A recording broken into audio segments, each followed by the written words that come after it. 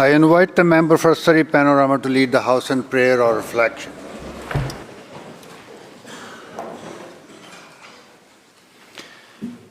Our gracious and heavenly Father, as you say, delight yourself in the Lord, and he will give you the desires of your heart.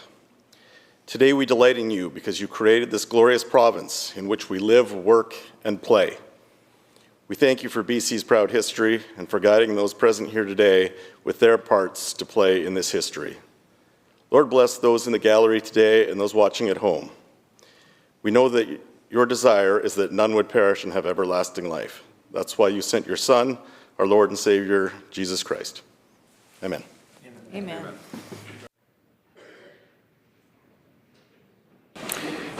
Introduction by members. Minister of Energy.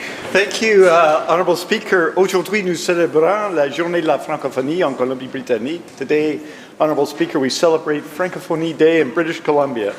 Francophones, Mr. Speaker, as you know, in BC have made important contributions to our cultural richness. Indeed, Dr. Jean Barman, a noted historian from UBC, suggests that Francophones' presence was nothing less than instrumental in ensuring that the land north of the 49th parallel was not absorbed by the United States back in the 1800s. How about that? Vive le Canada.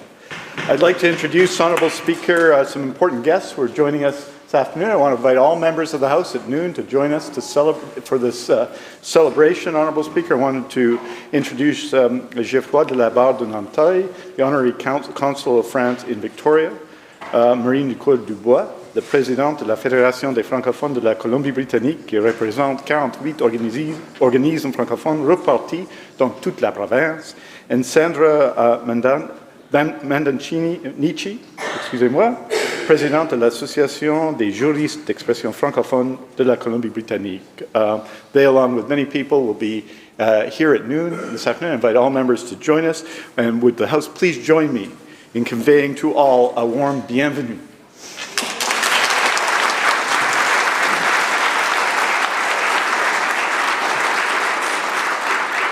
Member for Skeena. Thank you, Mr. Speaker. I want to welcome a couple of people that have traveled here all the way from Kitimat, and I'm really glad to have them here. One of my best friends, Sarah, and we just had her 30th birthday on Tuesday. And the love of my life and somebody that has sacrificed a lot for me to be here today, my best friend, Colton. Please make them welcome. Member for Burnaby East. Thank you, Mr. Speaker. I'd like to welcome the BC General Employee Union's Political Action Committee today, who have joined us in the gallery. I particularly want to welcome my sister, who is staff at the BCGEU, Jasleen Aurora. Many of you may already know her, and if you ask her, she'll say that she started here first and I followed suit. She's a political powerhouse and a formidable organizer. She and I are Irish twins. We're 10.5 months apart, my only sibling. And not that she needs it, but like any big sister, I take my moral responsibility and my duty to protect her very seriously. Jasleen puts workers' rights at the forefront, and we've been advocating to dismantle all systems of oppression together for over a decade. I love you, Jazz. I know you're hidden there somewhere. Please help me welcome the BCGEU's Political Action Committee and my sister, Jasleen.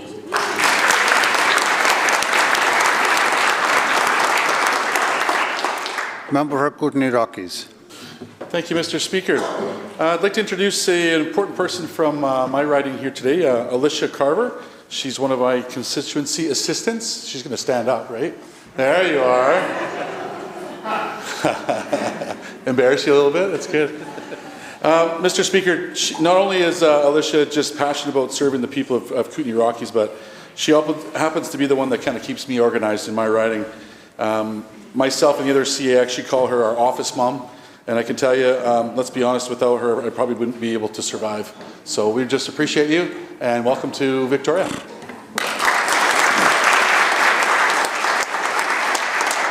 Member for Coquitlam-Millardville. Thank you, Honourable Speaker.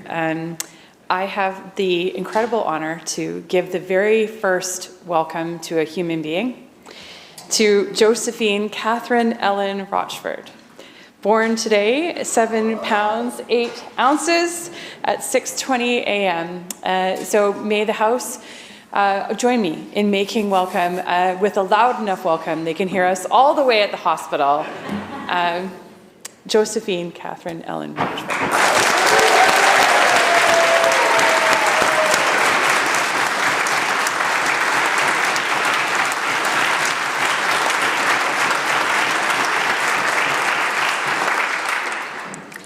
Member for Prince George, Valemount. Thank you, Mr. Speaker. I just wanted to say thank you for that announcement, and I was actually going to stand up today and wish the member from Esquimalt-Colwood a wonderful 2 weeks with their new arrival, and yes, we wish them well and that she comes back refreshed after her 2-week break. So from the BC Conservative Caucus, congratulations.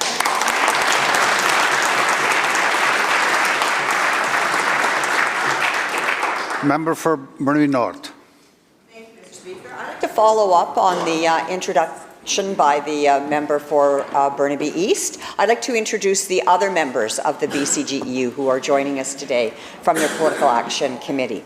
Nadia Komnenich, Musad Amin Zavar, Joanna Lord, Kate Banky, Roshni Singh, Shannon Dudley, Jeremy Levesque, Mark Taylor, Sean McDonald, and Mark Whalen. Please join me in giving them all a warm welcome.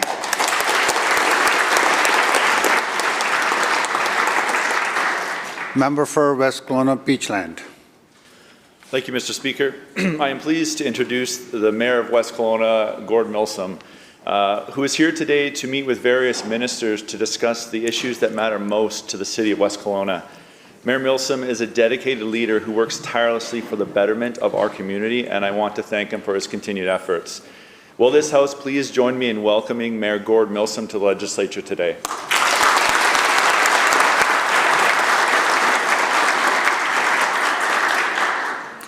Member for Burnaby South Metrotown. Honourable Speaker, it is my pleasure and excitement to welcome Professor Michelle Lawrence to the precinct today. She's a law professor at UVic. She's also a director of BC Access to Justice Centre for Exchange, also a senior associate of International Centre for Criminal Law Reform, well-known, respected lawyer and fierce advocate for access to justice, and personally important to me, she's my PhD supervisor. So may I ask the whole House to welcome her to the precinct today. Thank you.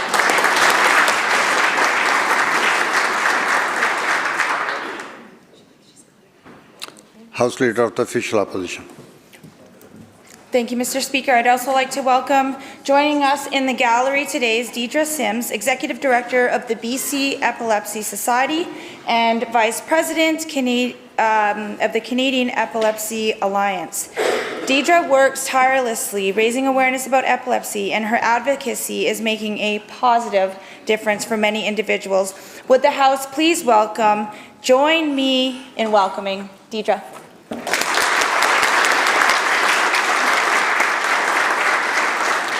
Minister of Forest. Thanks very much, Mr. Speaker. Somewhere in the House, I've yet to locate them, but they might be behind me, is the Truck Loggers Association.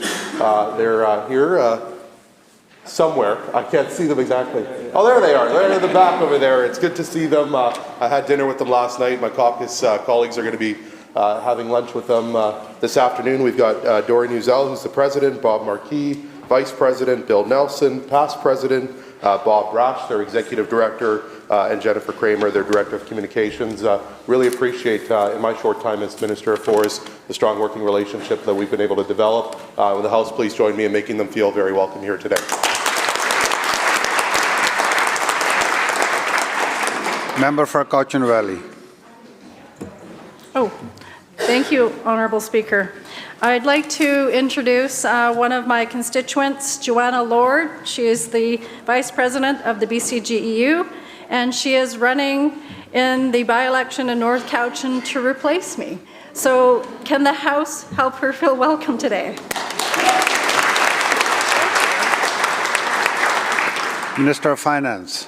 Thank you, Speaker. About a year and a half ago, my I was traveling back after the break at Christmas to go home and got a terrible phone call that a beloved relative had fallen from a roof 30 feet and broken his back in many, many places. And I turned around immediately, came back to Victoria. We spent a very fraught night worrying he wouldn't make it through the night. This is my Uncle Tom, who's celebrating his 75th birthday today. He's doing extremely well. His gift to our family is indescribable. This is a man who has the most extraordinary joie de vivre and generosity. So blessed that he's still with us. Happy birthday, Uncle Tom. Member for Saanich North and Islands. Thank you, Mr. Speaker. I rise today to introduce my good friend, Robert McCullough. Robert McCullough is principal of McCullough Research in Portland, Oregon, and has been in business for 32 years, advising governments, utilities, and First Nations across Canada and North America on energy, metals, paper, and chemical issues. He's testified repeatedly in state, federal, and provincial courts and tribunals, as well as before Congress.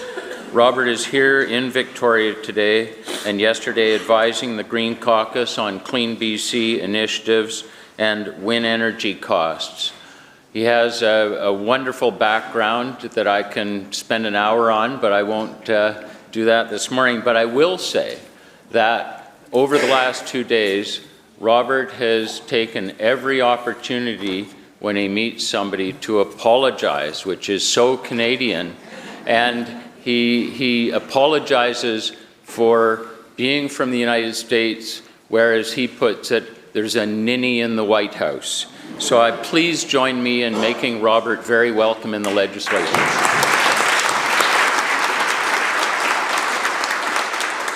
Member for Surrey White Rock.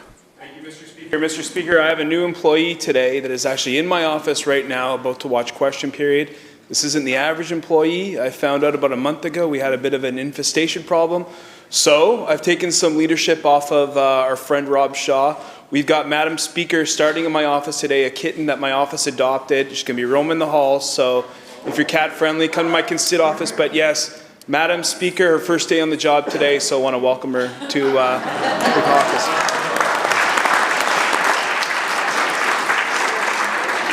Let me make it clear, it's not in this building, it's in his constituency office.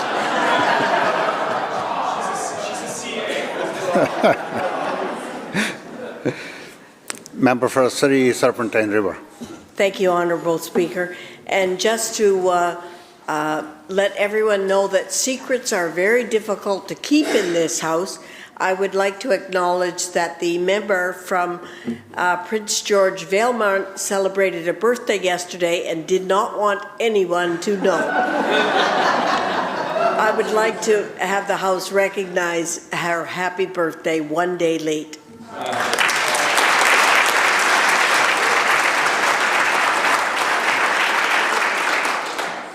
Leader of the third party. Thank you, Mr. Speaker. With us in the House today for the last time in her current capacity is Green Caucus Press Secretary Jojo Beattie. Jojo has spent 7 years with the Greens, first in the constituency office of former MLA Adam Olson, and for the past 5 years with the caucus team here. She is a familiar, friendly face to so many people in this building, colleagues in this House, and in the press gallery especially. On behalf of our entire caucus team, we will miss Jojo terribly, and we wish her all the very best, and we'll be cheering her on from here. Can I ask all members to join me in thanking and sending her off in style today, the one and only Jojo Beattie.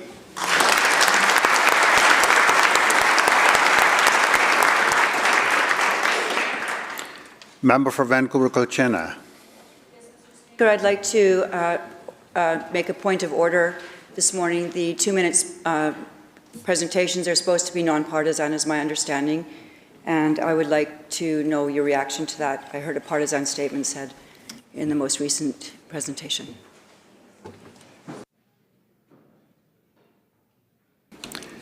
Members, we haven't started the 2 minute statement, so once we have the statement, then you can raise the question if you wish. Yeah, thank you. Okay, Madam Clerk. Oh, Minister of Tourism, you have an introduction? Sorry. I did. I I want to honor my husband. In a few days, it'll be our 25th anniversary being together. And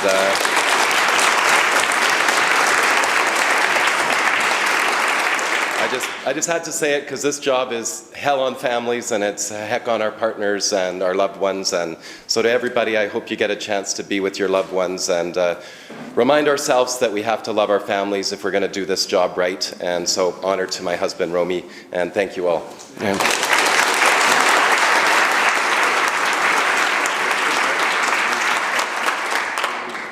Madam Clerk. Madam Clerk. Introduction of bills. Attorney General. Mr. Speaker, I have the honor to present a message from Her Honor, the Lieutenant Governor.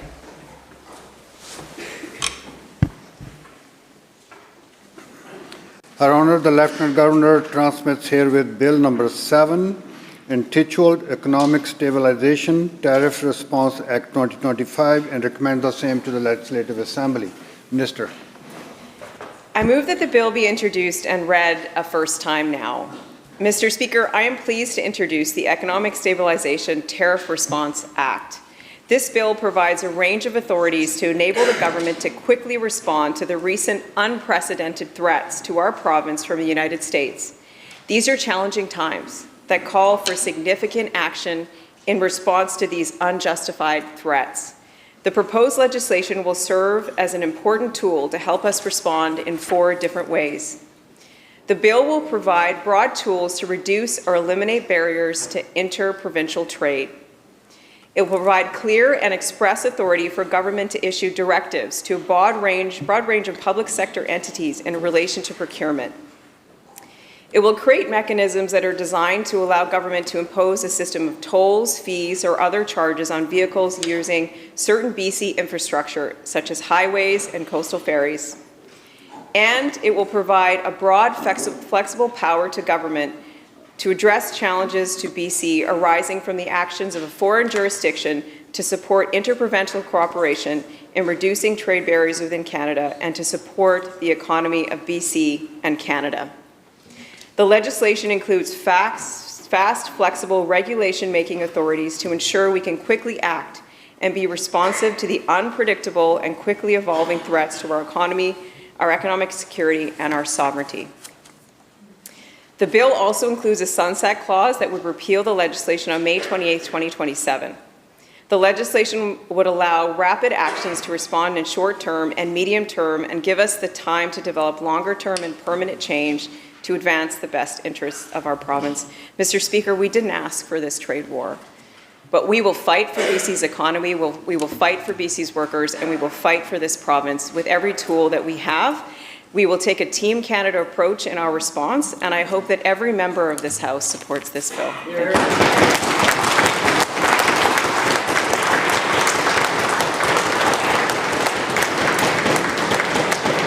Members, the question is first reading of the bill. All those in favor say aye. Aye. Opposed? Motion carried. Minister.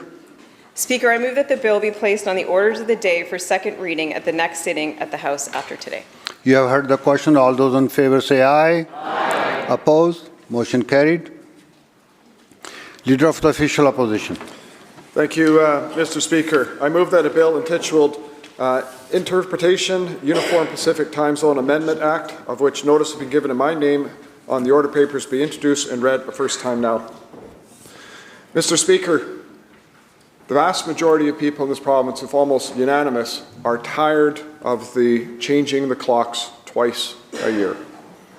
This leads to sleep deprivation. It has led to health issues, car accidents. There are many issues associated with this. The odd thing about this, Mr. Speaker, is this is a bill that was actually introduced by the NDP 6 years ago to actually fix this problem and actually have this introduced, a promise made to the people in British Columbia. And yet this bill has never been fully implemented. This bill was passed, but it was never implemented. The changes associated with this bill will actually allow this bill so that we will never go forward with another time change starting immediately upon royal assent of the bill, as opposed to leaving it at the will of the Executive Council to pass. And I think it's worth noting, when asked why this bill was never enacted. It was a statement that they're waiting for the Americans to take the lead. Mr. Speaker, it is high time that we take the lead in British Columbia for British Columbians as opposed to following the Americans' lead. Let's get this implemented. Let's end these time changes in British Columbia for people's health.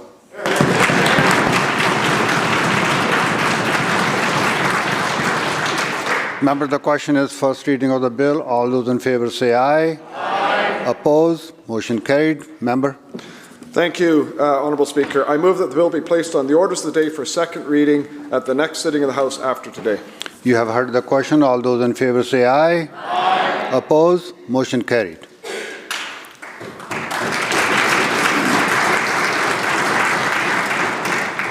Madam Clerk. Statements by members. Member for Chalabac, Cultus Lake, of course. Honourable Speaker, March is Epilepsy Awareness Month. It's a time to recognize millions of people around the world living with epilepsy, including many here in British Columbia.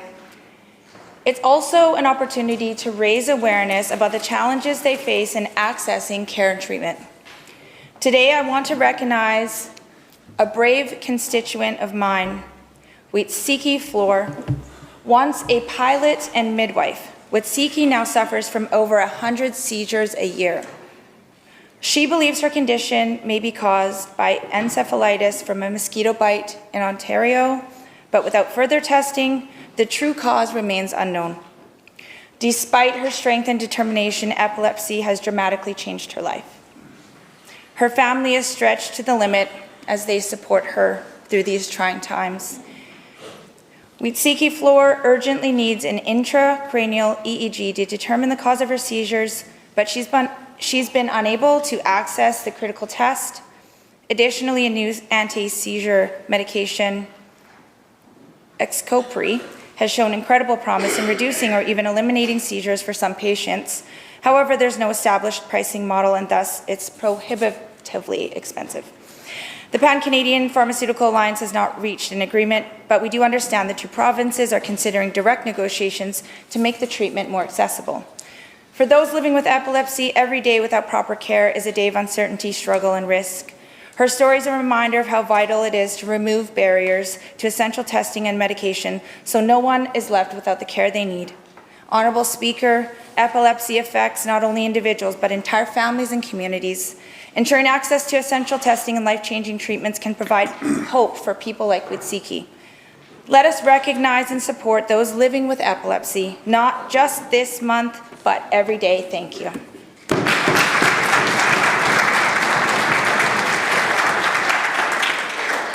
Member for Surrey City Centre. Thank you, Mr. Speaker. Each year, BC celebrates March 20th as La Journée de la Francophonie. British Columbia holds a special place in the hearts of many French-speaking residents. La Journée de la Francophonie en Colombie-Britannique célèbre les communautés francophones et francophiles dynamiques de la province, en reconnaissant leurs contributions culturelles, économiques et historiques. It's a time to embrace French language diversity, strengthen connections, and showcase the province's commitment to official language bilingualism and inclusion on the national and global Francophone stage. Later today, during the lunch hour, we will take the time to celebrate our Francophonie. As you know, Mr. Speaker, each year, the provincial celebration highlights a particular theme. This year, we will highlight justice and the fact that Francophones have access to more services in French in British Columbia. Pourtant, l'accès à la justice en français n'est pas qu'une question de langue. C'est une question d'équité, de dignité et de garantie que tous les résidents de Colombie-Britannique peuvent naviguer dans le processus juridique en toute confiance. By fostering a system that is inclusive and responsive to the needs of our diverse population, we strengthen the very foundation of our democracy and reaffirm our commitment to serving all citizens equally, a devotion that I know every member in this House shares. Aujourd'hui, alors que le drapeau de la communauté francophone arbore fièrement ses symboles sur le mât à l'extérieur de ce bâtiment, je veux inviter à réfléchir à la contribution de la francophonie à notre province et à la célébrer. Happy Journée de la Francophonie to everyone. Bonne Journée de la Francophonie à tous et à toutes. Thank you.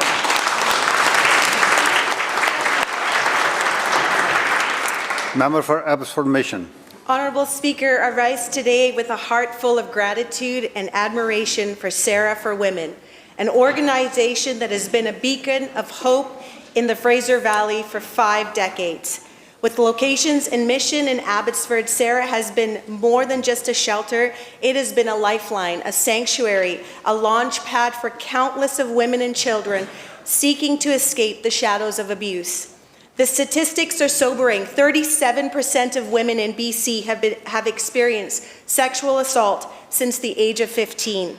Sarah for Women stands at the forefront of this battle, offering not just emergency shelters and transition housing, but also counseling and legal advocacy that is so crucial for rebuilding shattered lives. Let me share with you a story of Mary White. Mary came to Sarah's Abbotsford facility fleeing from an abusive relationship.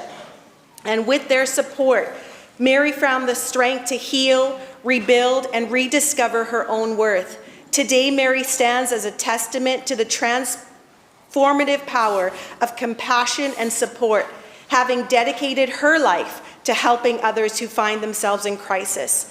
Mary's journey is just one thread in this tapestry of hope that Sarah for Women weaves every day.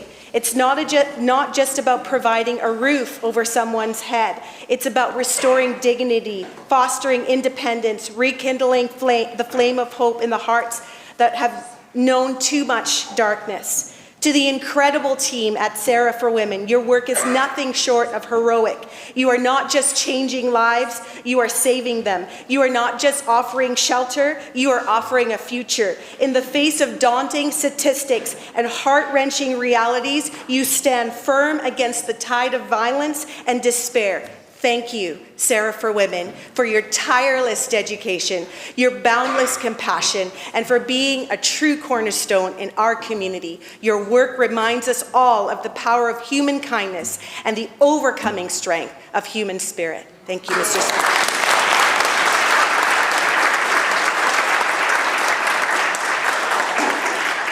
Member for Burnaby East. Thank you, Mr. Speaker. I'd just like to begin by acknowledging that I'm speaking on the lands of the Lekwungen peoples, of which the Songhees and Esquimalt nations share a deep connection. March is Epilepsy Awareness Month. Epilepsy is a chronic brain disorder in which groups of nerve cells or neurons in the brain sometimes send the wrong signals and cause seizures. On March 26th, Purple Day for Epilepsy Awareness will be observed across the country.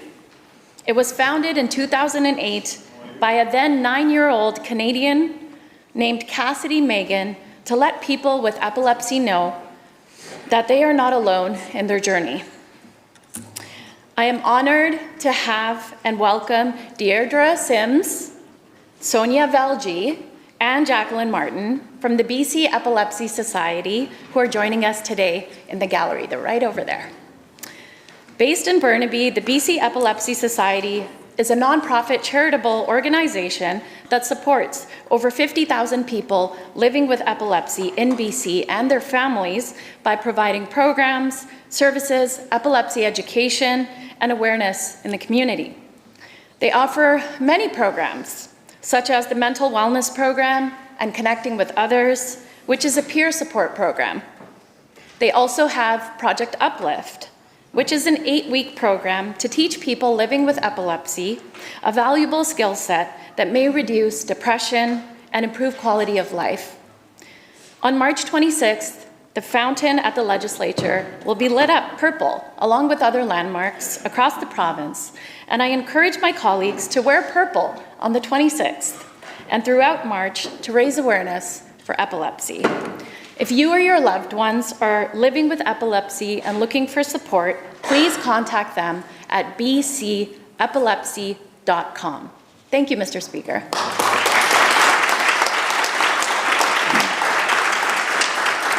Leader of the third party. Thank you, Honourable Speaker. I rise to recognize and celebrate the entrepreneurial, adventurous, and innovative spirit of the Sea to Sky corridor. Today, I want to highlight the innovation and economic development taking place in Squamish.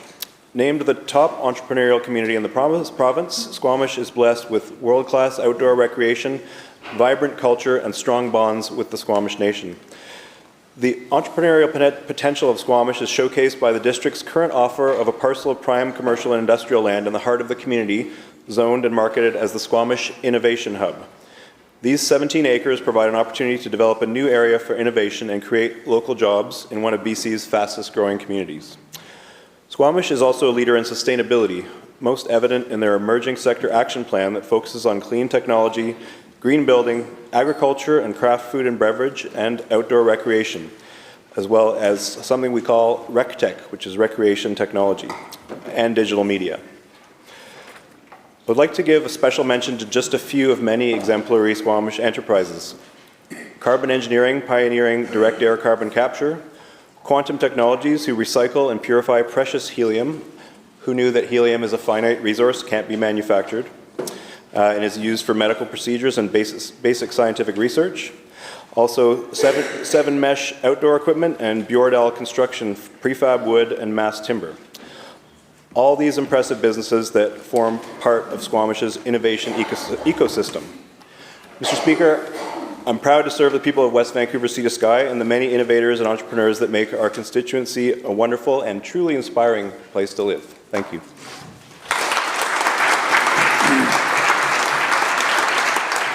Member for North Vancouver Seymour. Thank you, Mr. Speaker.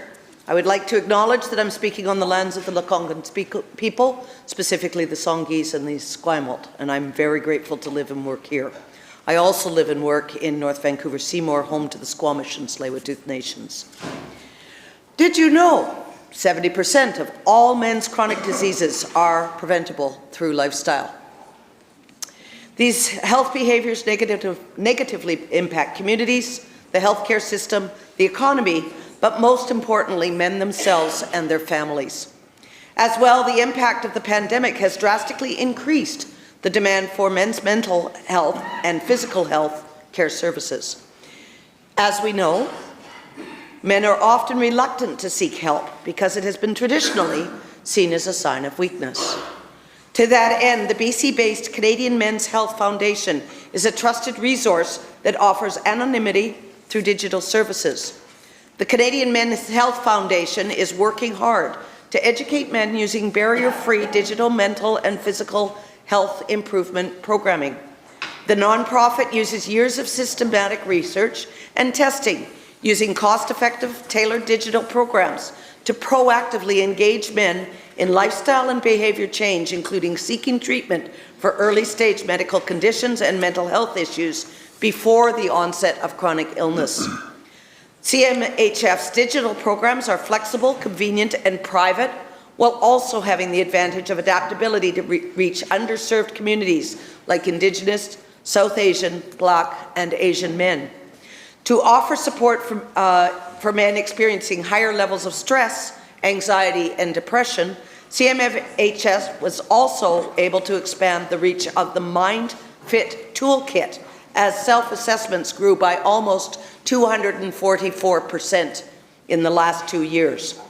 The foundation, A Guy's Guide to Healthy Eating, was recently updated in partnership with Diabetes Canada and now includes a 7-day Mediterranean diet plan that was cross-promoted through social and email marketing to support type 2 diabetes prevention. The National Champions Program brings together well-known Canadians and subject matter experts to engage men and their families, adding 3 new people at the end of 2024.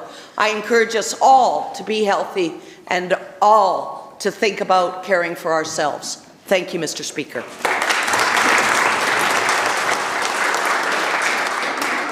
Madam Clerk.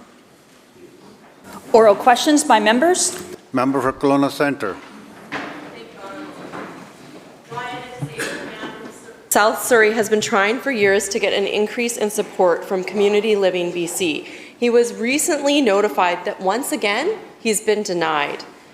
Meanwhile, the top 5 executives of CLBC account for more than $1.4 million in compensation, not including car allowances.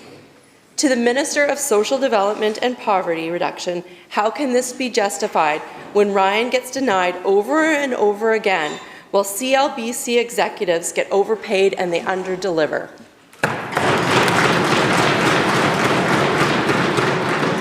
Minister of Social Development.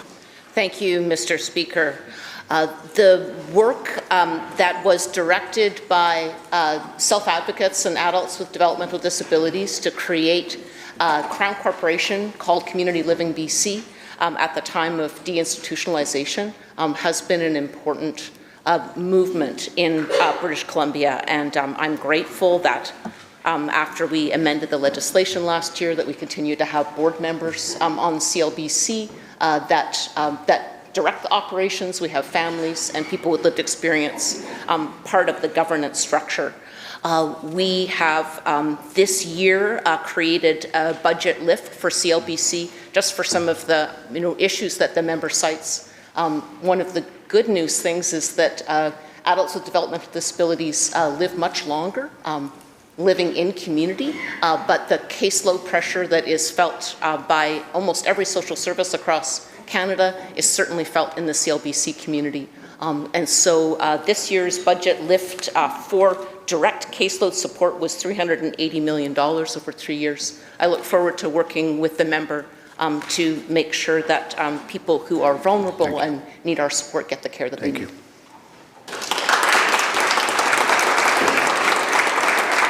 Member has supplemental. Clearly, the minister either doesn't understand the hardship or refuses to be held to account regarding Community Living BC executives. When members in government proudly mention wage increases, they fail to highlight who stands to benefit and who ultimately pays the price. It is our most vulnerable people. Again, to the minister, why are 29% raises more important than CLBC clients?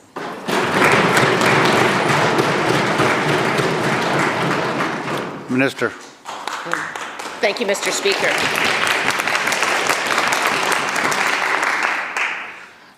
Our government takes our responsibilities to keep the most vulnerable people supported and kept safe and governed in the way that they wish. The CLBC executive compensation is something that's directed by the board and is a fraction of the 97% of the budget that goes directly to people who seek care. While I have the opportunity, I'll give a particular thanks to the 4,000 British Columbians who have opened their homes to adults with developmental disabilities that provide home share services, and that we've been continuing to increase their support, and we'll do more. Thank you.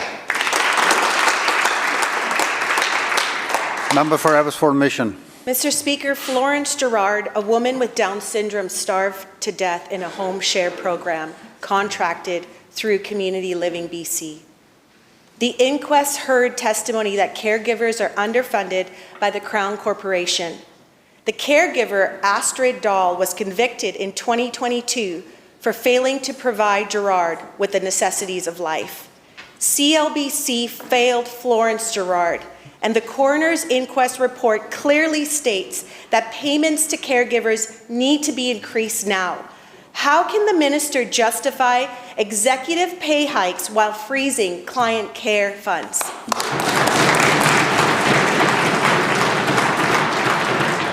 Minister of Social Development and Poverty Reduction. Thank you, Mr. Speaker. What happened to Florence Gerard should never have happened. It was a tragedy. That the person responsible for her care was criminally convicted was very important. In the 7 years since her death, Community Living BC has substantially increased monitoring and oversight. We are grateful for the recommendations of the coroner's inquest and the civilians who sat on the coroner's inquest who investigated what was the supports that were in place in 2018 at the time that Florence Gerard was tragically lost her life in the place that she should have been safe. And I will continue to press Community Living BC to continue to take advice of the coroner's inquest, of the Auditor General, and the voices that we hear from families and people with lived experience to make sure that CLBC always keeps its deep responsibility for safety every day. Thank you. House Formation Supplemental. Speaker, thank you. What has substantially increased is executive compensation. CLBC failed Florence Gerard. When she died, she only weighed 50 pounds. Tiffany Wickham, manager of Crown Corporations, acknowledged that money provided to CLBC caregivers, quote, has not kept up with the rate of inflation or housing costs, end quote. The CLBC structure has failed, and this government has had 8 years to right the wrongs of what has happened on their watch. When will the minister admit that CLBC has failed to deliver, failed their clients, and needs to be completely overhauled?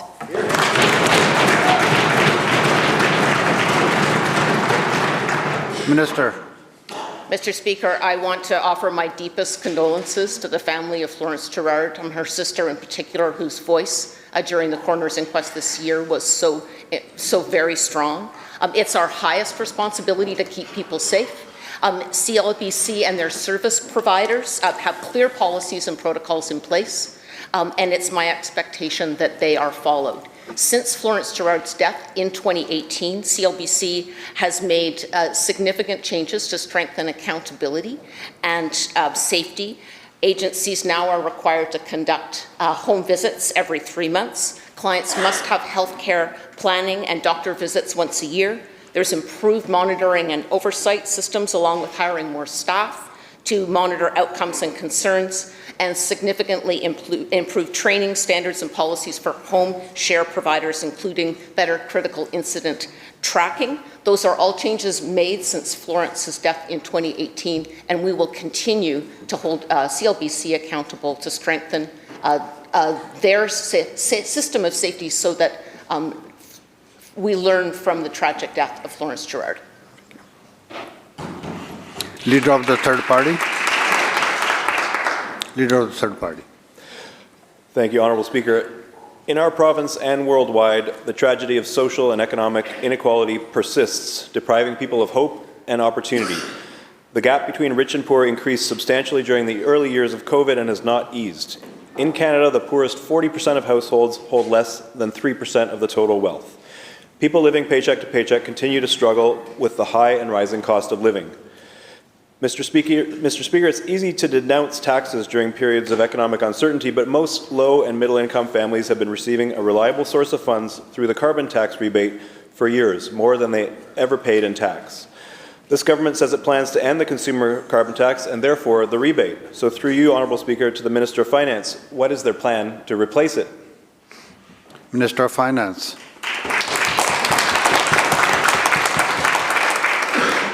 Thank you, Honourable Speaker. Thank you to the member opposite for the question. We've been very clear that when the federal government gets rid of the consumer carbon tax, we too will get rid of the consumer carbon tax, and I'm watching for that legislation and preparing for it. But I do want to speak to the heart of the member's question, which is such an important one.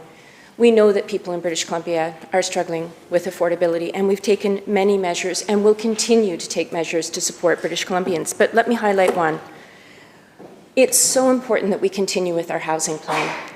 Most people, their largest expense is housing. And I want to share with the member opposite, there was some good news recently. A McGill study showed that some of the actions that we've been taking are having effect. Rents have come down 5.7%, Honourable Speaker.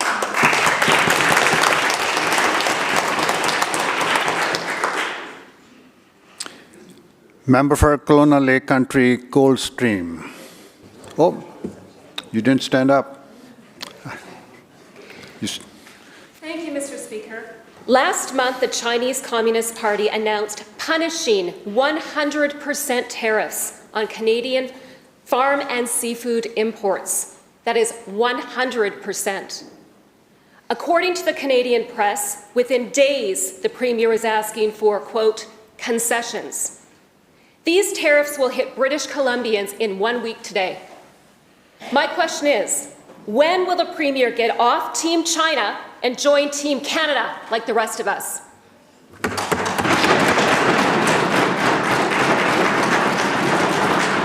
Minister of Housing. Thank you, Honourable Speaker, and I just have to say that question is absurd. That question is absurd. This side of this House certainly has been advocating for Team Canada since day one.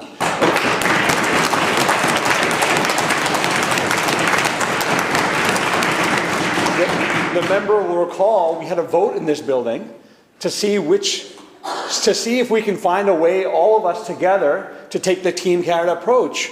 But some members of this House decided to vote with the U.S., with the Trump administration, Honourable Speaker. So I reject the question from the member on that basis. But I will say that all tariff threats are being taken seriously, Honourable Speaker. The world right now is going through major shocks, and it started with the Trump administration. The tariffs that they brought on are unjust. They go contrary to the trade agreements that the President of the United States signed himself with Canada, Honourable Speaker. And of course China is going to see advantage in this. And now China is weighing into this as well. And we are in the middle. What's important, Honourable Speaker, is that we will continue to respond, which we have been, and we just had legislation introduced that strengthens that ability. We're going to continue to strengthen our economy. We're going to work for opportunities to diversify. Just yesterday, the Japanese Consul General was here talking about how we can strengthen our relationships with Japan, and we're going to continue to do that work with other jurisdictions as well. Hear, hear.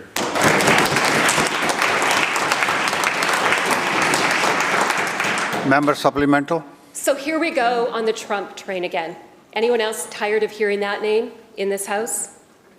The Premier took U.S. liquor off the shelf, but for some reason has not touched all the tea in China. Mr. Speaker, will the Premier stop capitulating to the communists and remove CCP from the shelves as well? Minister.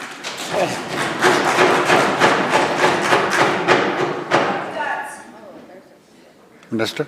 Thank you, Honourable Speaker. Clearly, the independent members have more support in the Conservative caucus than perhaps we're aware of, Honourable Speaker.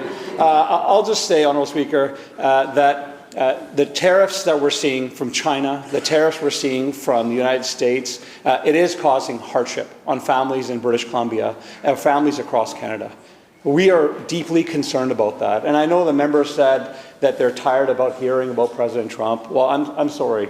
Perhaps they should be paying attention to what's happening right now across Canada.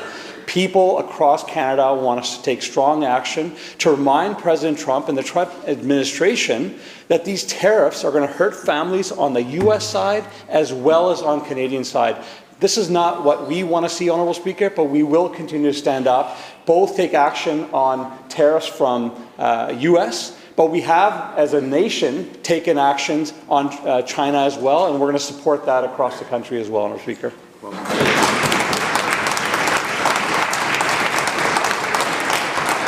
Member for Skeena. Thank you, Mr. Speaker. Last weekend, I walked around Pandora Street for a few hours, and I actually spoke to the people there that want to get clean, that want a chance at a better life. I didn't see hope.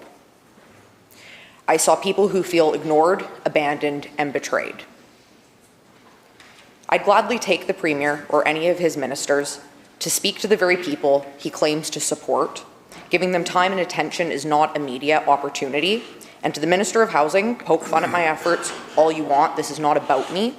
This continues to be about the vulnerable people that we all swore to serve. If the Premier truly believes that his approach is working, I invite him to step outside his office without security and come meet the people that he claims to be helping. So my question is to the Premier, will he take me up on my offer?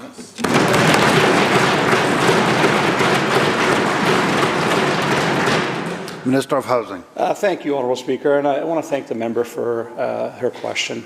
I think I should start with the premise around the Premier. When the Premier became a lawyer, many lawyers see, well, I'm going to look for opportunities and make a lot of money. What did the Premier do? He went to the downtown east side and he worked with the most vulnerable people. So to suggest that the Premier wouldn't walk downtown in downtown east side or any community is absurd. It's absolutely absurd, Honourable Speaker. I'll just say to the member, I've been on Pandora Street. I've been to the downtown side. I've been to encampments throughout the province. I do go talk to the people that are struggling. I was in Coquitlam recently, talked to folks that were sleeping in a tent there, Honourable Speaker. It's important to have people's lived experiences as part of the solution, Honourable Speaker. That's what we're doing on this side. We have rapidly been expanding supportive housing. We've been rapidly expanding opportunities to get people indoors because we understand that getting people housing is the first and most important step to get them stability, to get them the supports that they need. And so if the member is suggesting that we should go to these communities and hear from people, I can tell the member that we do that. I do that often, and I'm going to continue to do that work, and I welcome any suggestions that the member may have. Member for Maple Ridge East. Mr. Speaker, Maple Ridge has about 16,000 children, and the number of $10 a day childcare spaces to support these children is not there. And it is only about 107. So how does the minister expect these many children to share such limited spaces?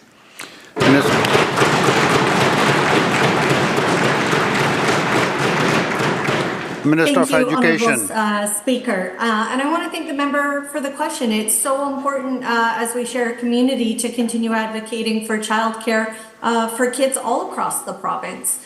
We here in our government have expanded over 40,000 spaces, funded spaces here in British Columbia. That includes not-for-profit, for-profit, before and after school, and $10 a day. We are continuing to increase our $10 a day spaces. You're going to see over the break week, actually, a whole series of announcements around childcare and new spaces, including $10 a day spaces being opened in a number of places, because we know how important it is to make sure that families have access to safe, licensed, affordable childcare. And we're going to keep investing, Honourable Speaker.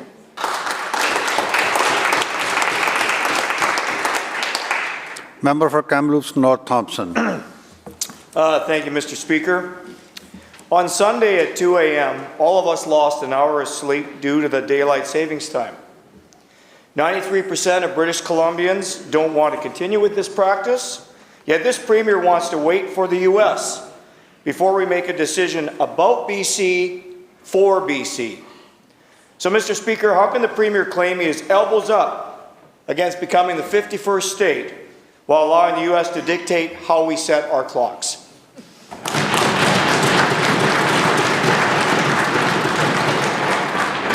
Government House Leader.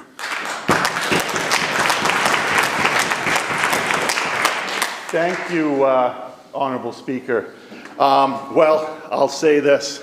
There's no question on this side of the House who has their elbows up on being the 51st state, Honourable Speaker. It's this side of the House, because every time the question comes up, there are always those on that side that want to side with the U.S. and Trump. Member for Kootenay Rockies. I don't think he answered that question, but I'm going to go to Maine. Mr. Speaker, with soaring wait times in Cranbrook and Kimberley, it's clear now than ever that healthcare professionals need access to the provincial rural retention incentive. We've canvassed this issue in this House before, but we've got non-answers from this Minister of Health. Let's try this again. See if we can get a straight answer for once. Why won't this minister allow the provincial rural retention incentive to apply to healthcare professionals who work in Cranbrook and Kimberley? And will she reconsider, yes or no? Today.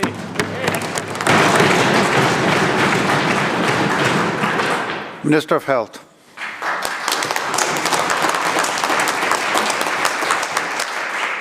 Thank you so much, Honourable Speaker, and thank you to the member for the question and for speaking up for rural communities. Because, Mr. Speaker, rural communities have suffered more with gaps in their healthcare system, and that's why our government is doing so much work to help address those gaps. Mr. Speaker, we need to strengthen healthcare services across British Columbia, but in rural communities where physician shortages, nursing shortages have led to closures temporarily of emergency rooms, we're seeing how that's impacting impacting those communities. Mr. Speaker, that's why we're taking steps through programs like the Provincial Rural Retention Incentive, like signing bonuses, to ensure that we're doing everything that we can to attract people to come and live in these incredible communities. The members canvassed this question before, and as I've said before, this program is here to incentivize people to move to great places in British Columbia. It is constantly under review, and we are monitoring. There are a set of criteria that are used to determine which communities are. I welcome further conversation with the member. Thank you. Member for Prince George Valemount. In 2024 was devastating. The fire significantly impacted businesses in the resort municipality of Valemount. Valemount now knows that 70% of the businesses will close if they do not receive immediate support. They are asking for $1.5 million to help keep the lights on until the next tourist season. Will the Finance Minister commit to setting this right before the fiscal year ends in 18 days?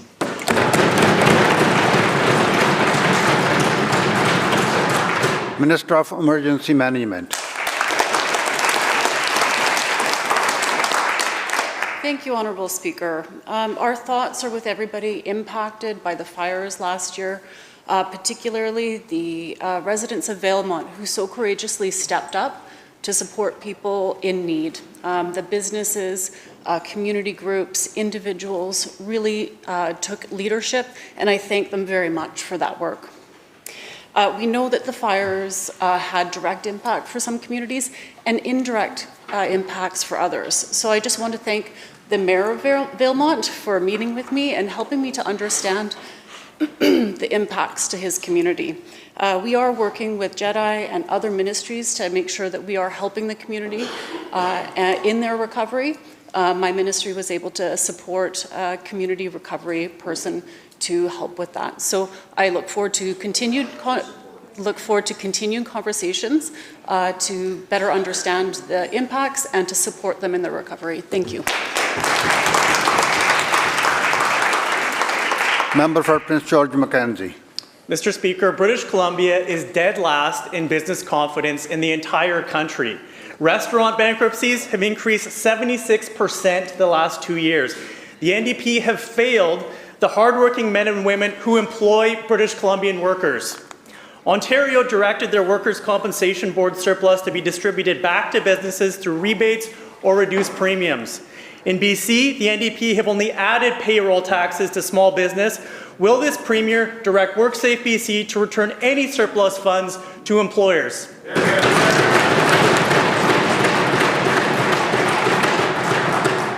Minister of Labour. Thank you very much, Honourable Speaker, and thank you to the member for the question. I have to say, though, that the premise of the member's question is quite wrong. There is no such thing really as a surplus in the accident fund. The accident fund is in place in order to ensure that there are funds there to protect workers and to provide for the claims and such and supports that workers need when they're injured at work. I want to say, to be clear about this, WorkSafe premiums are lower now than they were in 2014 and have been kept flat under our government. Now, we know that because of global inflation costs, for businesses right now, that there are challenges, and we know that Trump's tariff threats are certainly adding additional stress. But we will continue to keep premiums stable so that businesses can afford them and so WorkSafe can continue their obligation to keep workers safe.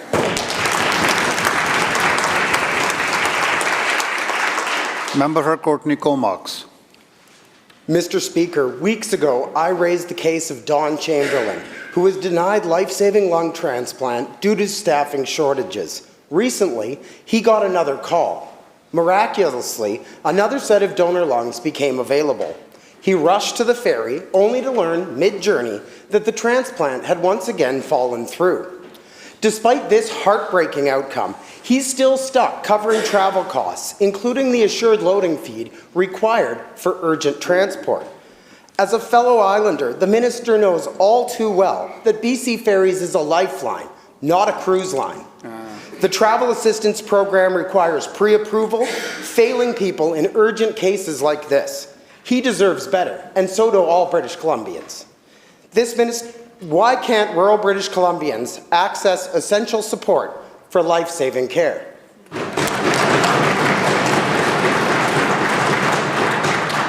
Minister of Health. Thank you so much, Honourable Speaker, and thank you to the member for the question. And I think everyone in this House is sorry to hear that for a second time, this man who is waiting for life-saving treatment has had delays in that care. Mr. Speaker, nothing is more important than getting care for men like Don Chamberlain, and we are going to continue to do everything we can to support him and all the people like him who are waiting for these life-saving surgeries. Mr. Speaker, that's why we've put so much work into attracting specialists, into filling gaps, into increasing training seats, for example, for the perfusionists, the people, as the member knows, who are vital parts of the surgery teams to ensure that operations like this can take place. Mr. Speaker, when it comes to supporting people living in rural communities, I understand. Being a member of a rural community myself and knowing what people go through in terms of the costs and the time that it takes to travel, that's why we're continuing to invest in the travel assistance program, ensuring that people can get that extra help and the lift that they need. I invite the member, and I'm happy to have further conversation with him to understand the specifics of this case and do everything we can to support Mr. Chamberlain. Thank you. Member for Langley Willowbrook. Thank you, Mr. Speaker. Crime in Langley is out of control under this soft on crime NDP government. Langley has the highest crime severity index, more than double the provincial average. Langley residents deserve to feel safe. When will this government stop reframing failed policies as new measures and ensure BC's streets are safe for families?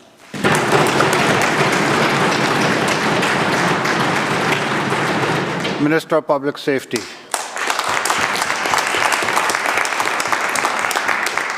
Thank you, Mr. Speaker, and thank you to the member opposite for the question. Every British Columbian deserves to feel safe in this province. That's one of our core commitments. That's why we're not only acting to strengthen policing, but also to rebuild the critical services that are required to help offenders beat the system. When they were in office, when you were in office, you cut funding for crime prevention and victim services. You dismantled the prolific offender program, and that resulted in the reoffending rate going up by 40% over 1 year. Our government is reversing that damage. We're making record investments in mental health to break the cycle of crime, including funding for intervention programs and frontline community supports. Mr. Speaker, we know there's more to do, but we're taking action, building safer communities, strengthening prevention, and ensuring British Columbians feel safe in their communities. Thank you. City Cloverdale. Thank you, Mr. Speaker. Yesterday, the Health Minister updated the government's plan for involuntary treatment. And it turns out that despite campaign promises, the NDP will not provide involuntary care that includes long-term addictions treatment.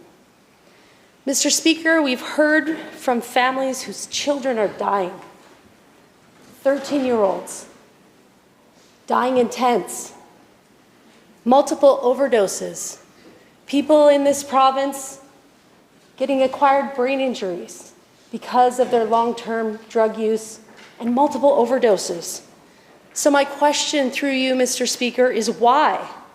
Why did the government turn its back on its promise to desperate families to provide involuntary addictions treatment?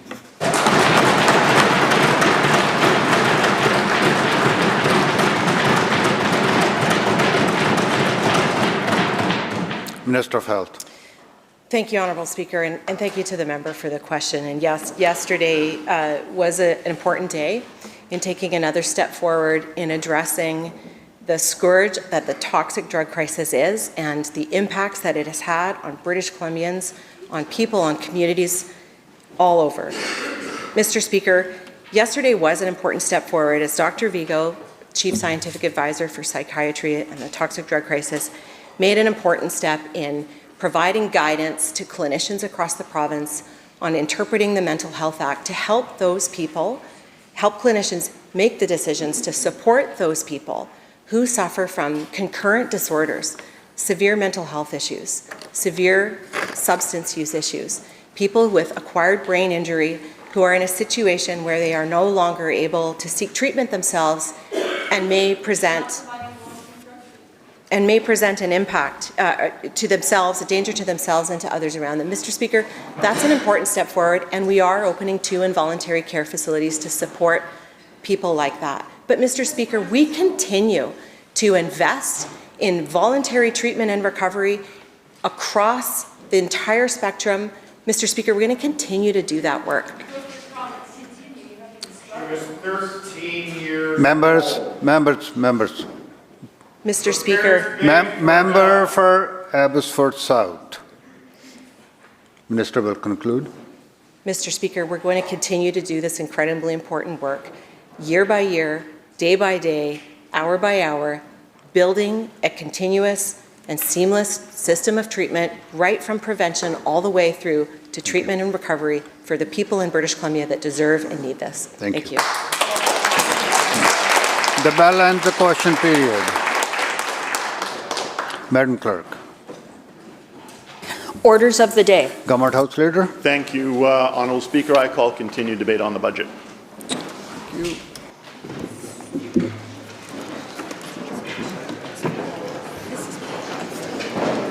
Oh, yeah, it's like literally. Yeah, no, it is. It's correct. It seems about to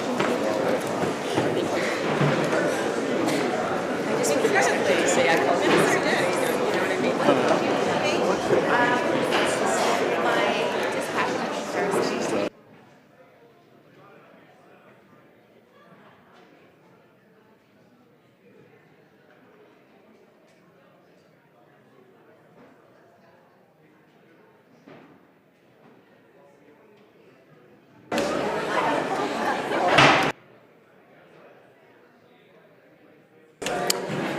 Members, I'm going to call the chamber back to order.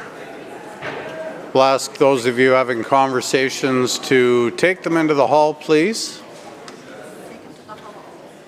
And we will call on for continued debate on the budget, we will call on the Minister of Post-Secondary Education and Future Skills.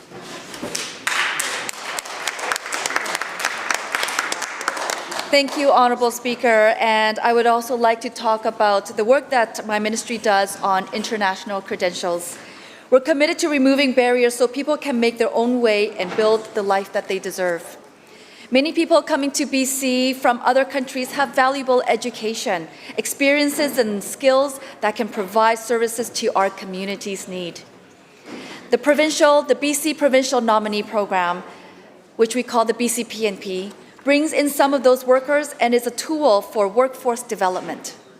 Starting in 2022, we prioritize nominations in key sectors such as healthcare, childcare, and construction. However, and unfortunately, the federal government recently implemented a 50% reduction in the number of people in this program can nominate this year.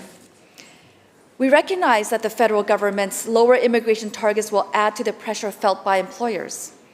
To say we are disappointed by this decision is an understatement.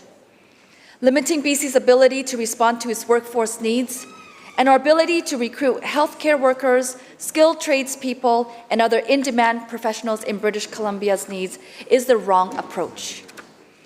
The reduction in BC PNP means we need to find more ways to build our workforce. One of our tools is the International Credentials Recognition Act, which came into effect 2024. This new act will make the credential recognition process fairer, faster, and easier for professionals with credentials issued in other jurisdictions.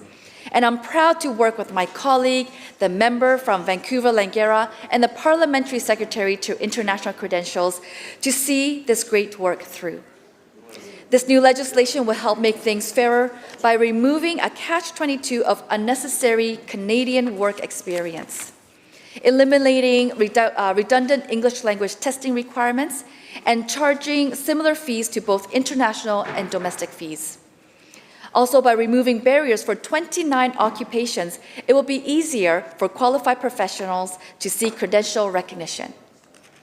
The professions include engineers, social workers, veterinarians, paramedics, early childhood educators, teachers, land surveyors, architects, and more.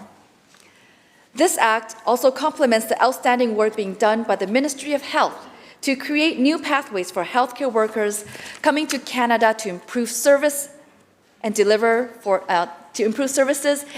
them for British Columbians. Finally, I would like to talk about healthcare.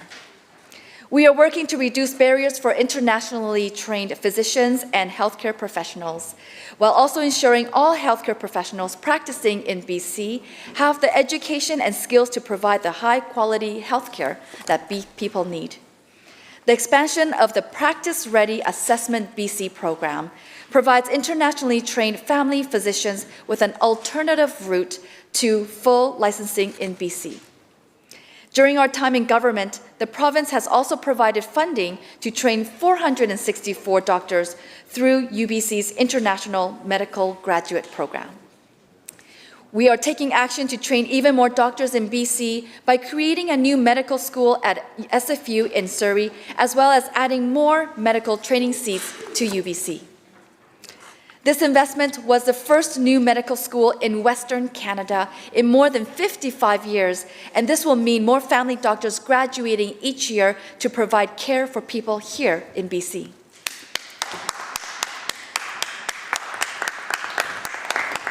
We are training more healthcare workers, including nurses and paramedics and allied health professionals, so all people in BC can access the care when they need it and where they need it.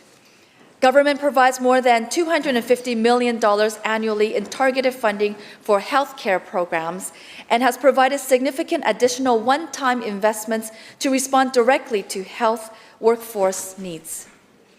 We are also funding more than 665 new nursing seats at colleges and universities throughout BC, adding to the approximately 2,000 existing nursing seats in the province. And since 2017, the province has more than tripled nurse practitioner seats, with a 46% increase in practical nursing seats and a 24% increase in bachelor's of nursing seats. We are also working with post-secondary institutions to expand training for healthcare assistants, as well as mental health and substance abuse training as part of the Healthcare Access Program. This program trains people to work in home and community care, acute care, long-term care, and assisted living facilities. As of December 31st, 2024, more than 9,576 people have been hired to the Healthcare Access Program via the Healthcare Assistant Pathway, and 133 participants have been hired into the new Mental Health and Substance Youth Pilot. Lastly, we're expanding training for allied healthcare professionals, including more seats for physical therapy, occupational therapy, and midwifery students at a state-of-the-art at UBC facility in Surrey. The first degree program in traditional Chinese medicine in Canada, offered by Kwantlen Polytechnic University, a new ultrasound clinic at Camosun College that allows students in the diagnostic medical sonography program to gain valuable hands-on practical experience while caring for British Columbians, and 322 new ongoing allied health seats, including seats in medical laboratory technology, pharmacy technician, and social work. The province has invested in more than $10 million in bursaries and professional development funding to help train, retain, and support allied health professionals. Our government is continuing to take action to recruit and train more healthcare workers to meet the healthcare needs of everyone here in British Columbia. In conclusion, Honourable Speaker, this budget is our government's commitment to build a stronger BC for everyone. Our government is committed to investing in BC to strengthen and diversify it. And the best way to do that is by investing in the future workers of our province. I'm looking forward to working with students, our public post-secondary sector, or post-secondary sector in whole, trades training providers, skills training organizations, and employers to ensure British Columbians have the access to the training they need to succeed in today's economy and thrive in their daily lives into the future. Thank you, Honourable Speaker.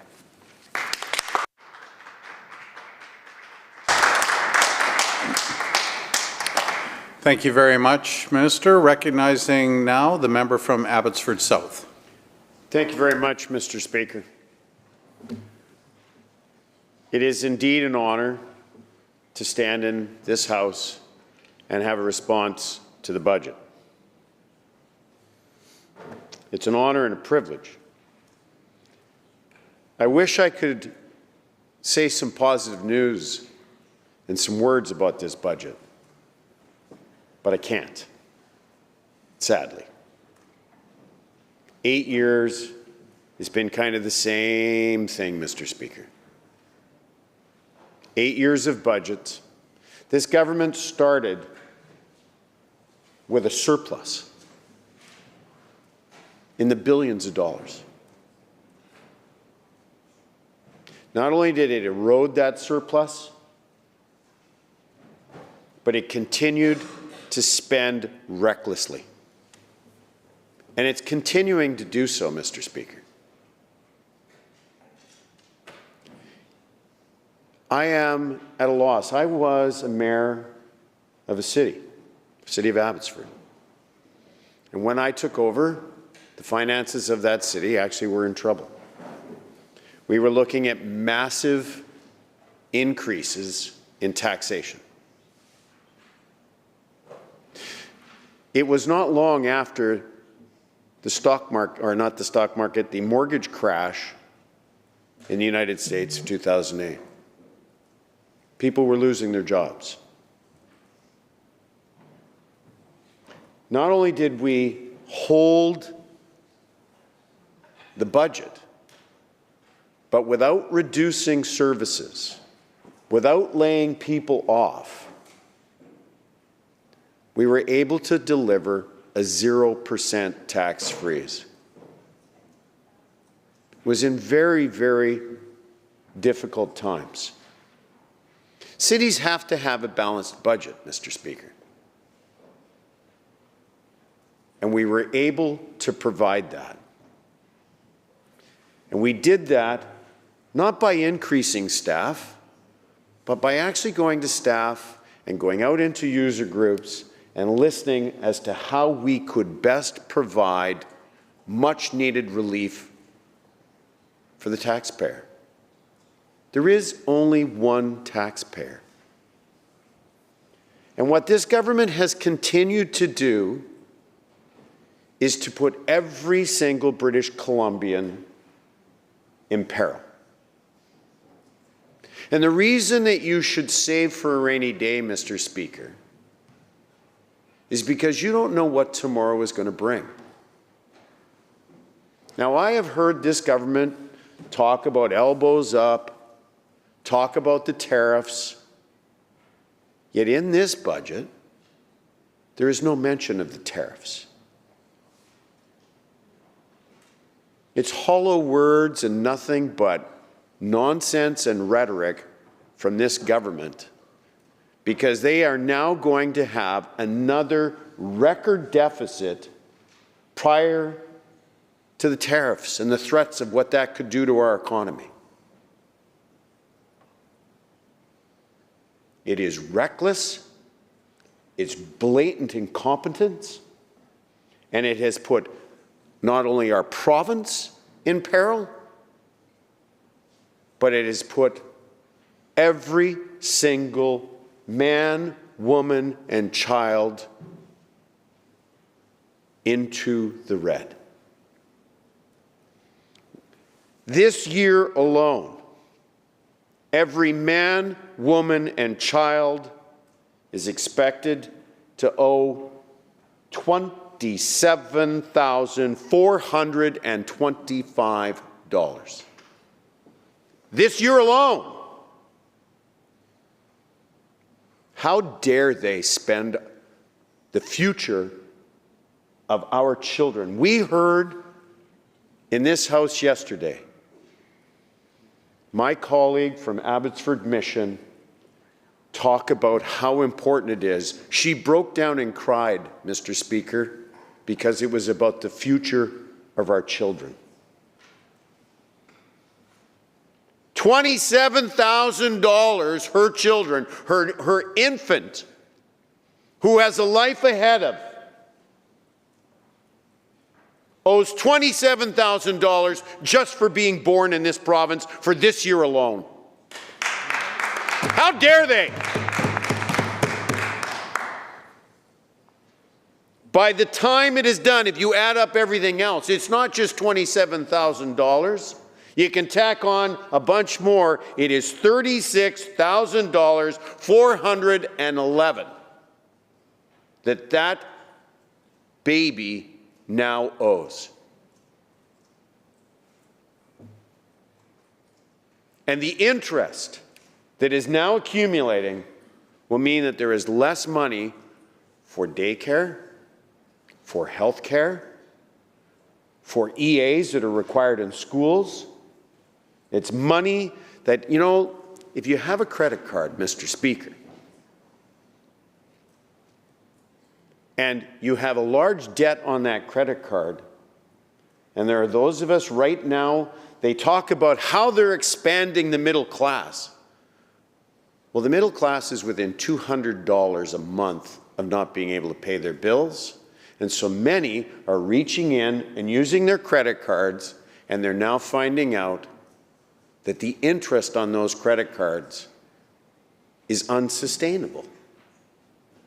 This government wasted, instead of saving for a rainy day, they have put us in peril, and now the tank is on empty, and we can't afford to fill it up, let alone afford to pay the carbon tax to put into that tank.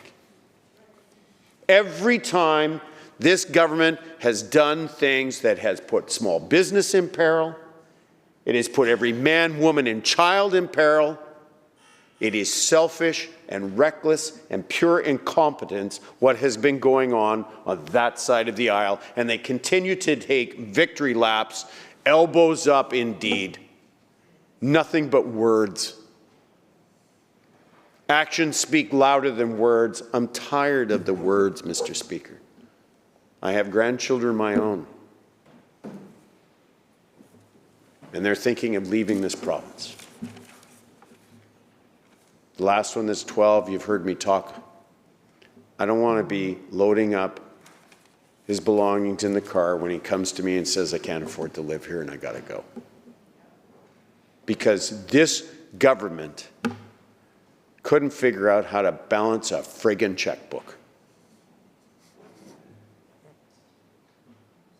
You know, I would love to give this budget a grade, but apparently we don't give grades anymore. This budget has failed, so I'm going to give it a failing grade. It has failed our youth. It has failed those that are dying from overdoses of drugs.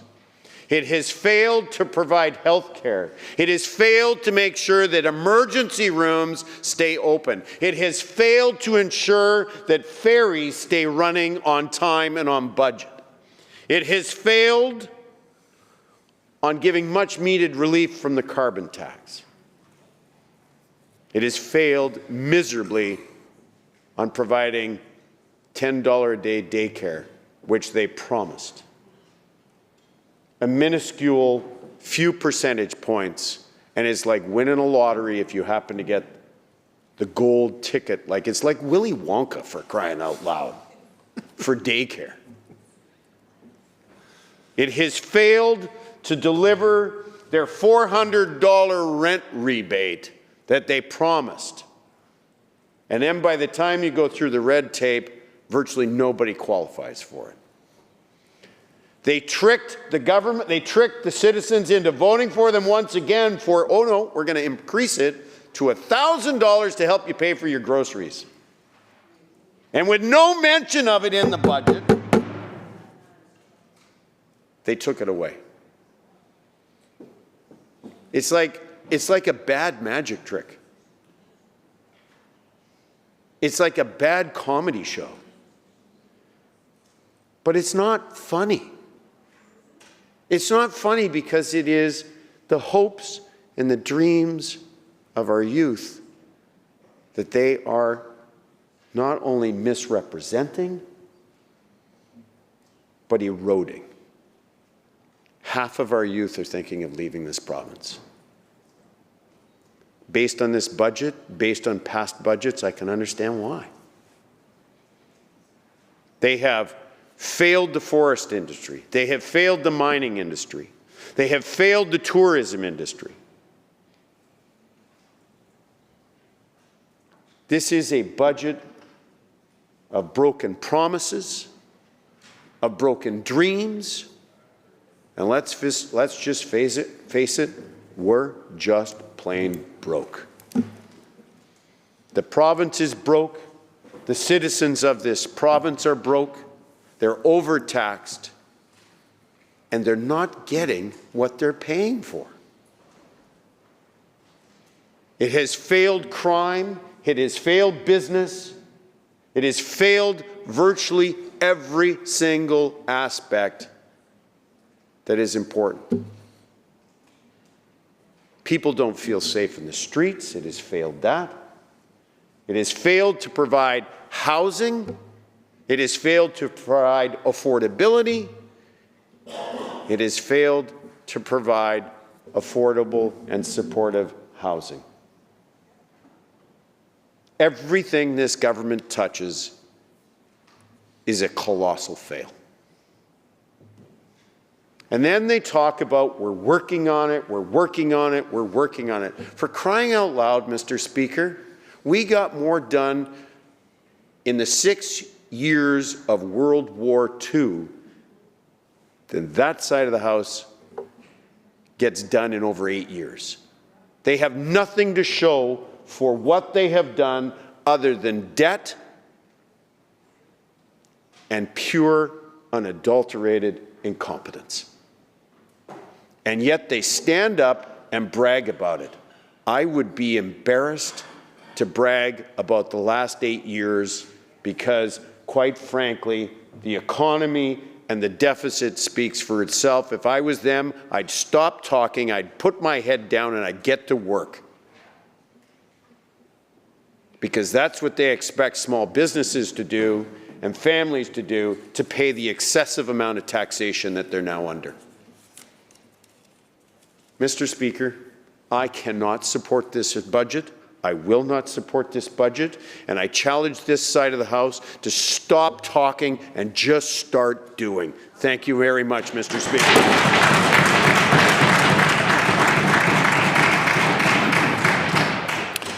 Thank you very much, member. We'll now recognize the member from Nanaimo-Lanceville.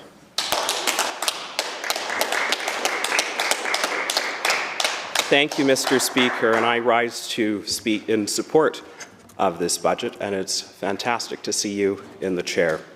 I rise as the first MLA for Nanaimo-Lanceville. I was born and raised in Nanaimo, attended high school and undergraduate studies in Nanaimo, and I was also fortunate to be elected to Nanaimo City Council as one of the highest vote getters and was appointed as Regional District Director as well.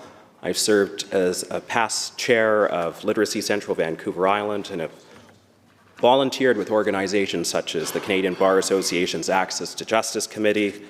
And prior to working in this legislature, I was a commercial lawyer at one of Canada's largest law firms. And I look forward to using the skills and experiences that I have to help make Nanaimo-Lanceville and British Columbia a better place. Because I truly know that Nanaimo and Lanceville have so much potential, and I look forward to working every day to make sure that our community realizes its potential. To the people of my riding, thank you for the trust that you've put in me and your willingness to share your stories with me. Every single day, your voices will guide my work. And I believe that this budget does exactly that. But before I continue speaking about the budget, there's a few people that I would like to thank. And I hope that I get this right, because getting it right is like getting the proportions of the layers on an Nanaimo bar correct. Even a subtle change can make all the difference in the world. My parents, Elizabeth and Nicholas Anderson, thank you to them. My parents came to Canada in the late 80s from Ghana in West Africa with 3 small children, and at one point they felt there was something missing in their lives, and then they had me. My sister hates when I tell the story that way. My dad was a machine operator and my mom was a collator, and they take great pride in their work. In addition, like many British Columbians, my parents worked hard to give my siblings and I lives filled with opportunities and better than their own. I'm eternally grateful for their sacrifice, hard work, and dedication to giving the son of immigrants the opportunity to experience what statistics say would be impossible. To my siblings, Monica Cameron, Nana Lyle, Alan Anderson, for doing all that you have done over my lifetime to be great siblings and to also keep me humble. To their spouses, Kirsten Lyle, Bree Anderson, and Brent Cameron, thank you for the many conversations that have helped shape my worldview.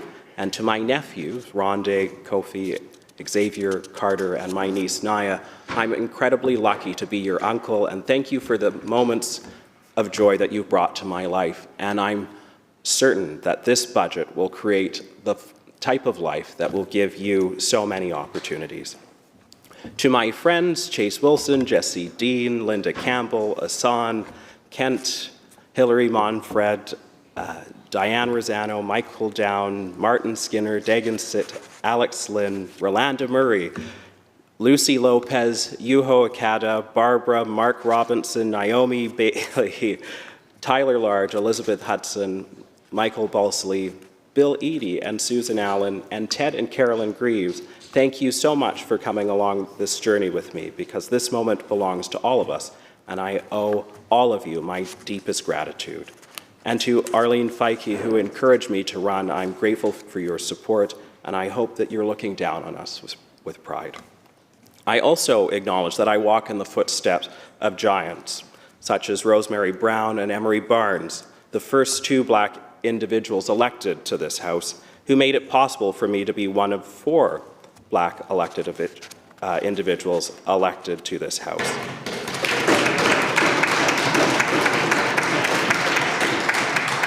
And a special thank you to the Minister of Housing and Municipal Affairs for bringing my nephew down into this chamber and giving him the opportunity to sit in the Premier's chair, which maybe one day he will sit in this House as well. And another thanks to the Minister of Finance for putting forward a forward-looking budget that sets out an ambitious plan for British Columbia. It's focused on affordability, economic growth, safety, and a more connected province. It's a vision that reflects the challenges of today and embraces the opportunities of tomorrow, a vision that calls upon all of us in this chamber to meet this moment with courage, collaboration, and compassion. Mr. Speaker, a speech is only words, and words must be matched with action, because British Columbians aren't just interested in speeches, they're interested in results. The senior in Nanaimo doesn't want to hear a debate on affordability. She wants to know she won't lose her home because of rising costs. A small business owner in Lansville doesn't want politicians pointing fingers. They want to know that their shop will be protected from theft.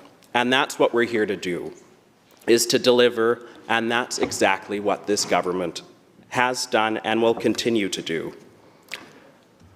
Over the past few mandates in my community, we've seen a new intensive care unit built, a high acuity unit that's close to opening, and a BC Cancer Centre that is breaking ground right now with recent approval from City Council.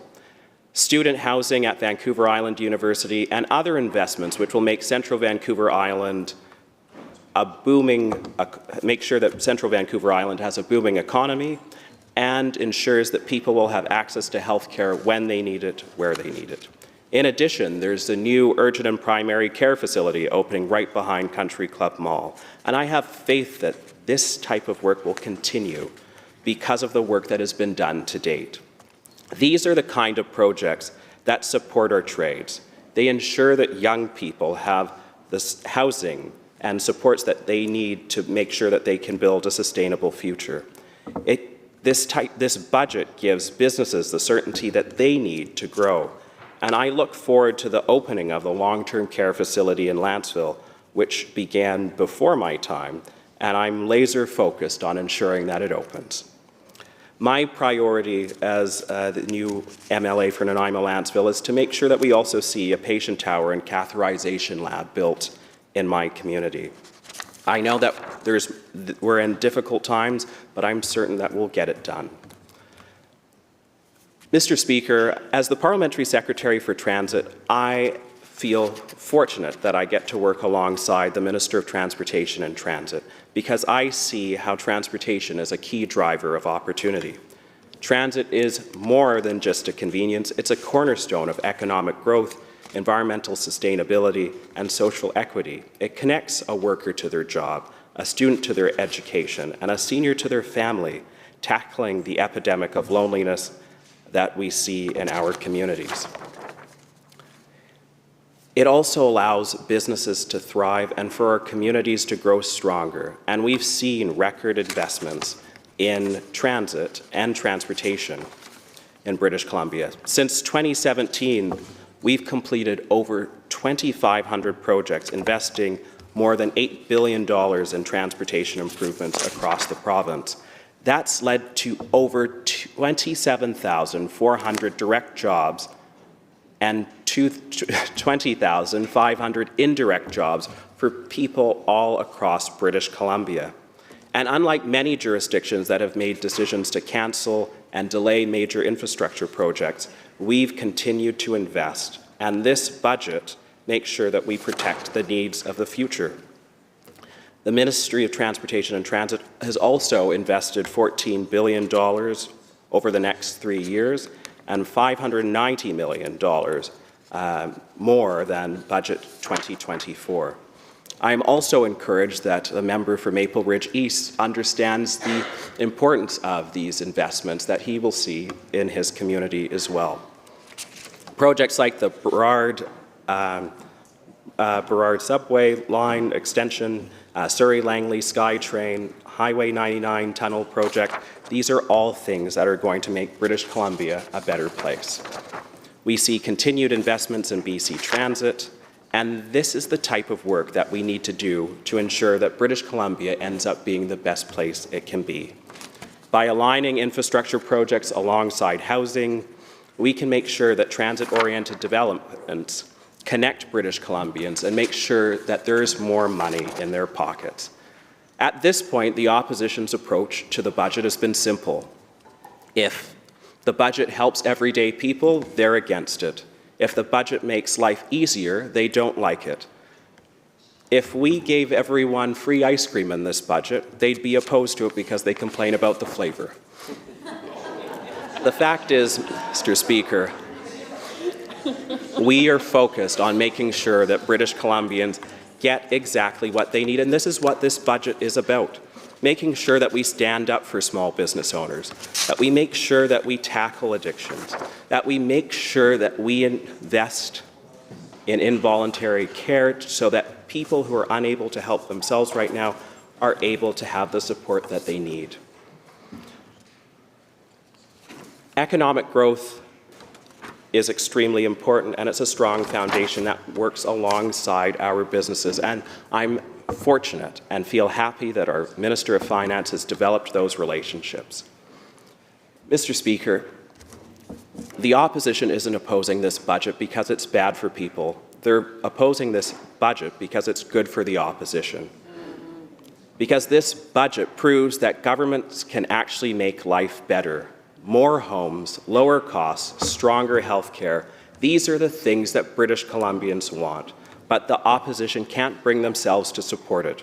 Why? Because with a successful budget, their entire argument crumbles.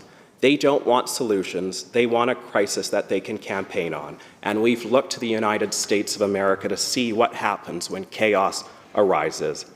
And that's what the members of the opposition want. They want people frustrated, they want people struggling, and they are ready to believe that government can't help. That's why in their campaign, they campaigned on cutting $4.1 billion from healthcare. They spent years underfunding services, driving up costs for families, and telling people they were on their own. Now they're faced with a budget that puts people first, and they're scrambling for excuses. They know when they were in opposition, they had the chance to help, and they cut care. They cut services to make sure that we protected people and played political games, and now they're making that choice again. A budget is much more than just numbers on a page. It's a statement about priorities, a reflection of our values, a roadmap to the future we want to build. And this budget invests in people. It invests in communities, and it invests in the services that British Columbians rely upon every single day. And it recognizes the challenges we face and that we will meet them with opportunity for all, Mr. Speaker.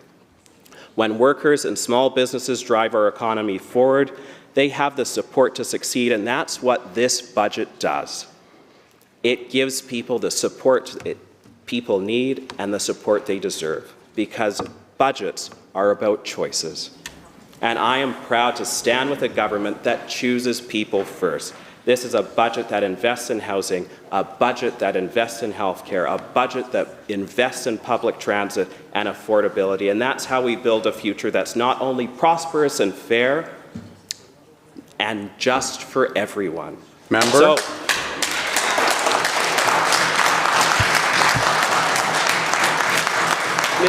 Mr. Speaker, let's deliver real results for people who sent us here. Let's make sure that in the years ahead, British Columbians look forward to the moment and see that government made the right choices for the right reasons at the right time. Thank you, Member. I must ask that you...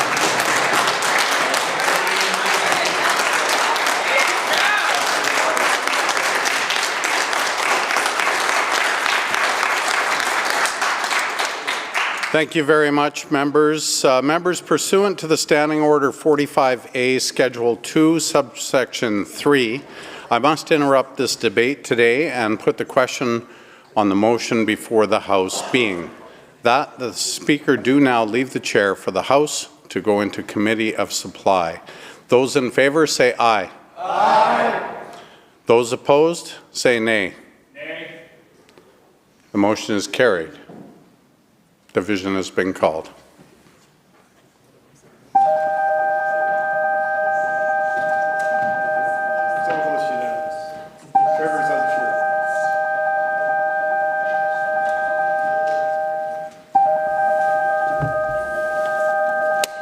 Hi, Kate. Mr. Speaker.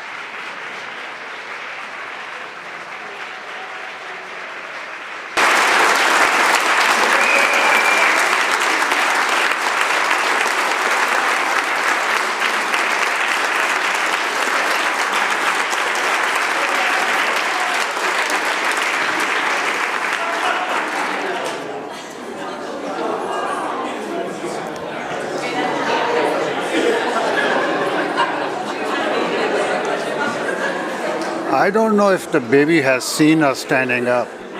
Did the baby see us? Look at that. Here you go.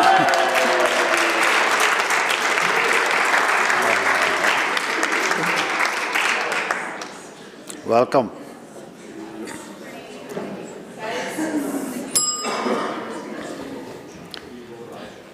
So I guess every member participating remotely already have their cameras on. So members, the question is that the speaker do not leave the chair for the House to go into Committee of Supply. Those in favor, please rise or indicate.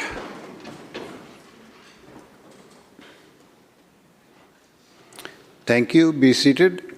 Those who oppose, please rise or indicate.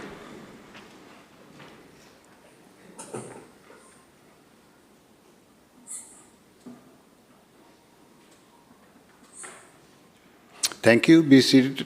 Be seated. Madam Clerk will now connect with members participating remotely. Minister Baer.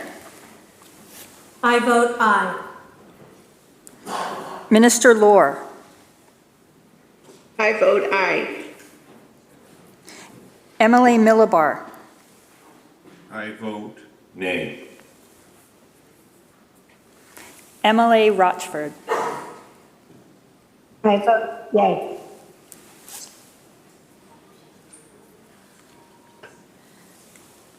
MLA Watt. I vote nay.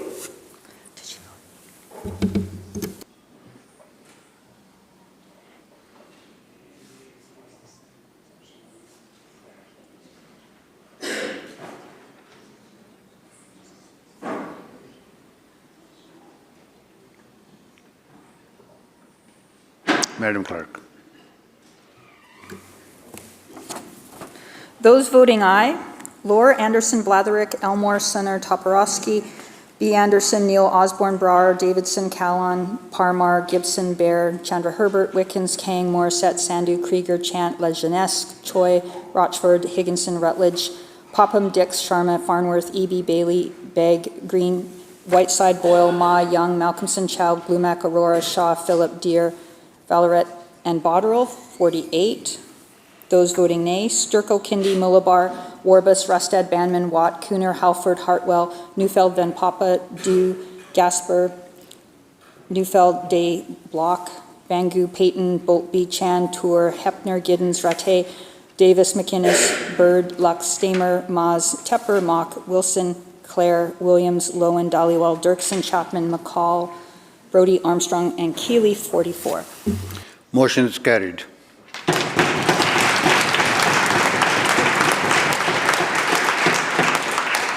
Government House Leader. Thank you, Honourable Chair. I move the House now adjourn. Member, you heard the question. All those in favor say aye. Aye. Opposed? Motion carried. This House stands adjourned until 1 p.m. today.